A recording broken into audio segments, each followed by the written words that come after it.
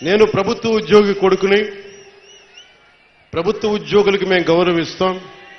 నాయకులందరికీ చెప్పారు, మీరు ఎమ్మెల్యేలుగా గెలిచి అధికార యంత్రాంగం మీద జులుం ప్రదర్శిస్తే మటుకు క్రమశిక్షణ చర్యలు ఉంటాయి.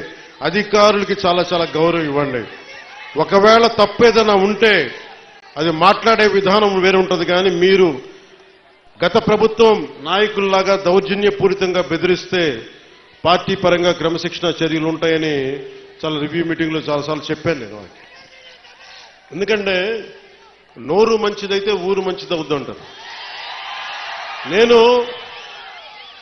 ఒక అధికారి దగ్గరికి వెళ్ళి మీకు నీటికి రావాలి అంటే చొక్కా పట్టుకునో బూతులు తిడితే ఎవరు మాట్లాడతారు?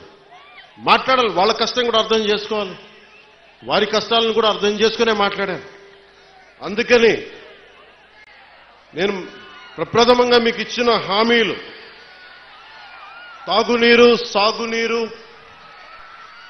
విద్య,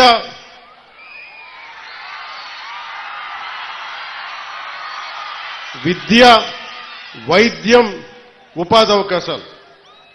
ముఖ్యంగా తాగునీరుకు సంబంధించి కేంద్ర జల్ జీవన్ మిషన్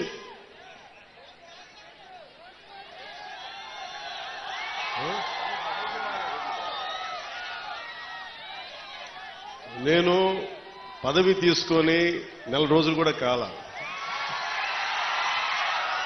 రోడ్లు కదా అన్ని చేస్తాం. ఏది నా దృష్టిలో లేకుండా లేదు. ఒక ఆడబిడ్డ, ఒక తల్లి వచ్చి అన్న నా బిడ్డ 9 నెలల నుంచి కనిపించట్లేదు, నా బిడ్డ 9 నెలల నుంచి కనిపించట్లేదు, 2 రోజులు దాటితేనే ఇంక దొరకదని చెప్తారు. మర్చిపోండి మీ బిడ్డనని చెప్తారు ఉన్నత పోలీసు అధికారులు. అలాంటిది 9 నెలలు అయిపోతే దొరుకుద్దా లేదా అనేది నా గుండె ఇలా కొట్టుకుంది. ఆ తల్లి ఏడుపు గుండె వేదన పెట్టేసింది. వెంటనే దీనికి మన చైర్మన్ కేకే గారిని అడిగాను, మీరు వెళ్ళి వెంటనే తీసుకెళ్లి విజయవాడ మాచవరం సిఐ గారి దగ్గరికి వెళ్ళి మాట్లాడండి అంటే కమిషనర్ గారితో మాట్లాడాను. 9 నెలలు దొరకని బిడ్డ 9 రోజుల్లో దొరికింది.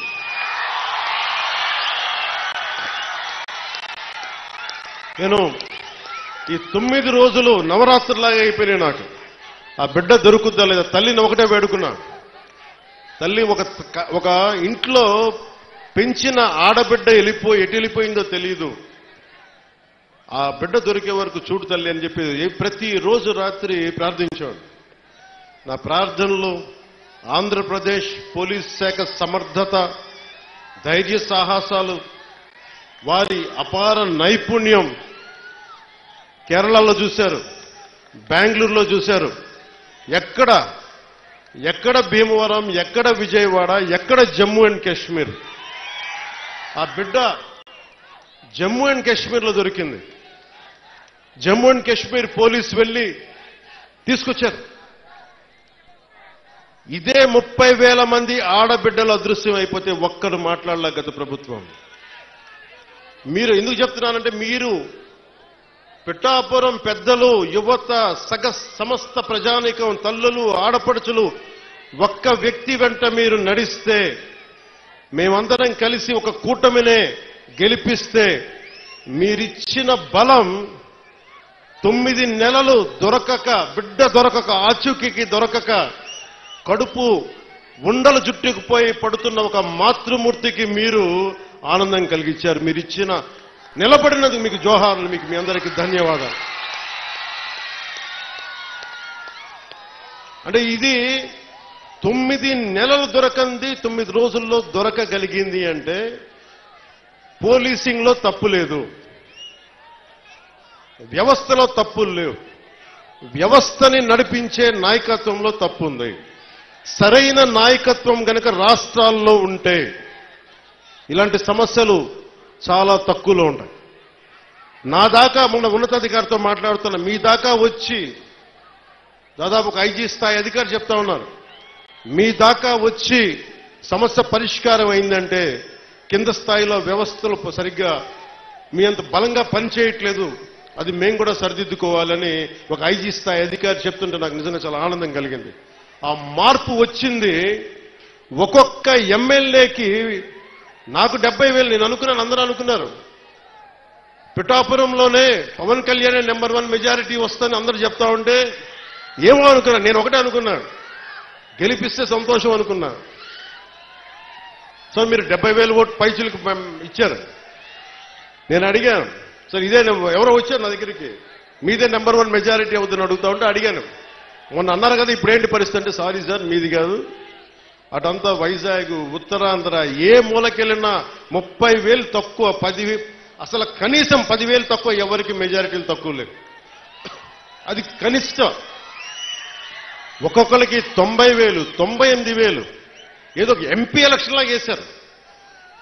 అంటే ఎంత నిలబడ్డారు ఈ రాష్ట్ర ప్రజానికం, రాష్ట్ర యువత ఎంత విసిగిపోయారు గత ప్రభుత్వం మీద. మీ కోపం, మీ ఆవేదన రక్తం చిందించకుండా ప్రజాస్వామ్య విధానాల ద్వారా ఒక విప్లవాన్ని తీసుకొచ్చారు. ఒక అరాచక ప్రభుత్వాన్ని కింద కూలదోసి మీరు మట్టిలో కలిపేశారు. అంటే ప్రజాస్వామ్యం తాలూకా శక్తి, నాయకుల్లో గనక శక్తి సమర్థత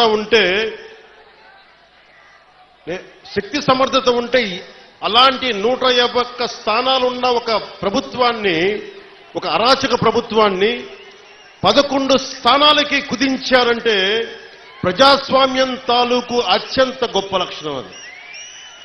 అది మీరు పాల్గొనుంటేనే విదేశాల నుంచి, పక్క రాష్ట్రాల నుంచి రైళ్లు, బస్సులు